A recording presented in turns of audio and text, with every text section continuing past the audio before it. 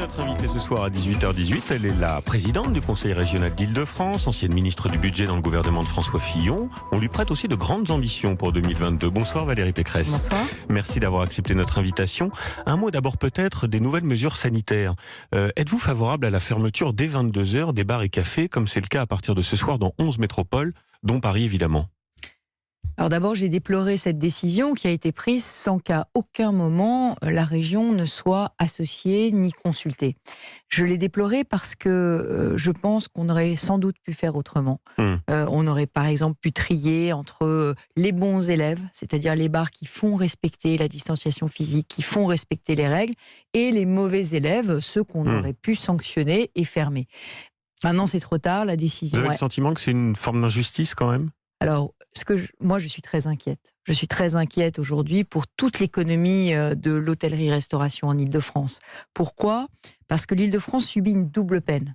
À la fois le confinement, puis aujourd'hui ces mesures, mais aussi, il faut quand même le réaliser, un été complètement catastrophique, une saison touristique désastreuse. Oui, peut-être plus qu'ailleurs d'ailleurs. Mais là, on est la région qui a eu une saison désastreuse. Pourquoi ? C'est très compréhensible. Les Français, ils avaient été confinés pendant 3 mois. Donc, ils sont partis s'aérer pendant les vacances. Et les touristes ne sont pas venus. Donc, nous avons près d'un tiers des bars, des cafés, des restaurants en Île-de-France qui peuvent faire faillite demain. Oui. Donc, derrière la crise sanitaire, il y a des drames humains. Oui. Et c'est pour ça que je suis montée au créneau pour défendre les bars. J'ai demandé plusieurs choses. D'abord, une clause de revoyure dans 1 semaine.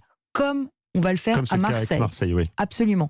Deuxièmement, qu'on baisse qu'on augmente la possibilité d'avoir le fonds de solidarité. Aujourd'hui, pour avoir le fonds de solidarité, les bars doivent prouver qu'ils ont perdu 80% de leurs recettes. 80% de leurs recettes, donc ça veut dire que si vous perdez 70%, c'est très grave pour vous, mais vous n'avez pas le droit à ces aides. Il faut absolument baisser ces seuils. Il faut qu'il y ait très largement la possibilité pour les bars d'avoir recours au fonds de solidarité à cause de ces nouvelles mesures. Et la troisième mesure, c'est sur les intermittents de la restauration. Nous avons des centaines de milliers d'intermittents de la restauration. Il n'y a rien de prévu pour eux. Les serveurs, les serveuses, les gens qui sont en cuisine.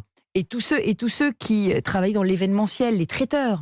Donc tout cet écosystème de la restauration où on a des centaines de milliers de personnes qui n'ont plus rien. Mais je demande pour eux qu'on neutralise la période du confinement et cette nouvelle période de fermeture dans leurs indemnités chômage. Sinon, ils vont arriver en fin de droit, comme on l'a fait pour les intermittents du spectacle. Mais pour aller plus loin, Valérie Pécresse, il se passe quelque chose quand même dans le pays en ce moment. La colère des citoyens, la colère des professionnels de cette industrie dont vous parliez, la colère aussi des élus, tous bords politiques d'ailleurs confondus, Muselier, Républicains, Samia Ghali à Marseille et plein d'autres. Est-ce que vous partagez l'idée de ceux qui disent qu'on en fait trop sur cette crise sanitaire ? Les morts de la crise sociale seront bien plus nombreux que les morts du Covid, disent de nombreux économistes. Je suis d'abord une élue responsable. Et en tant qu'élue responsable, jamais je ne remettrai en question des décisions qui sont prises sur des motifs sanitaires, parce que le sujet, c'est la vie des Français, et je suis inquiète des données sanitaires que j'entends aujourd'hui. Le seul problème que nous avons, c'est qu'on est passé, j'allais dire, sans transition, d'une rentrée insouciante à des mesures extrêmement coercitives. Oui. Pratiquement sans transition, sans préparation des esprits. Et les Français l'ont vécu très violemment. Et c'est vrai qu'on doit désormais vivre avec le virus, c'est-à-dire concilier l'activité économique avec la crise sanitaire.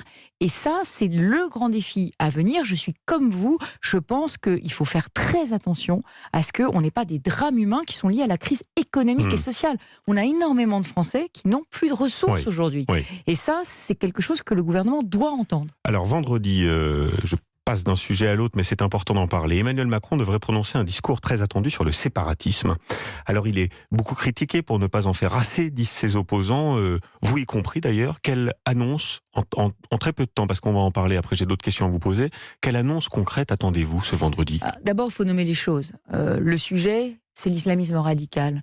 Parce que ce mot séparatisme, l'islamisme, il est autant dans le séparatisme, c'est-à-dire on se sépare de la République, que dans l'entrisme. Oui. C'est ce qu'on voit d'ailleurs dans les clubs de sport, c'est ce qu'on voit aussi parfois dans l'éducation nationale. Vous dites qu'il y a cette volonté de prendre le pouvoir. Oui, et de pénétrer dans les lieux pour pouvoir influencer notamment les enfants. Et imposer les règles de l'islamisme. Et imposer des règles qui sont, enfin, une loi qui n'est pas la loi de la République, une loi religieuse qui serait au-dessus de la loi de la République. Et c'est ça qui est dangereux. C'est quand on dit à des jeunes enfants, vous êtes d'abord musulmans avant d'être français. Et ça n'est pas possible. Mais est-ce que votre parti politique, d'une certaine manière, n'a pas aussi sa part de responsabilité? Quand vous étiez aux affaires, notamment dans le gouvernement Fillon, le séparatisme était déjà à l'œuvre, disent les spécialistes qui datent ça à une trentaine d'années. Nicolas Sarkozy, par exemple, avait créé le Conseil français du culte musulman en y englobant des courants proches des frères musulmans à l'époque. Est-ce que c'était une erreur?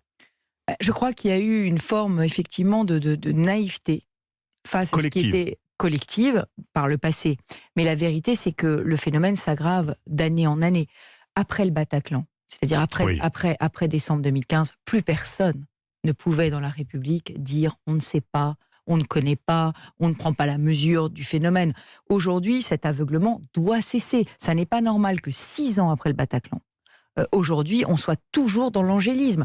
Je vous donne un seul exemple, mais les fichiers S, on avait 8000 promis... personnes tuées pour radicalisation en France. Absolument, on avait promis aux maires de donner les noms de ces fichiers S. On ne les donne toujours pas.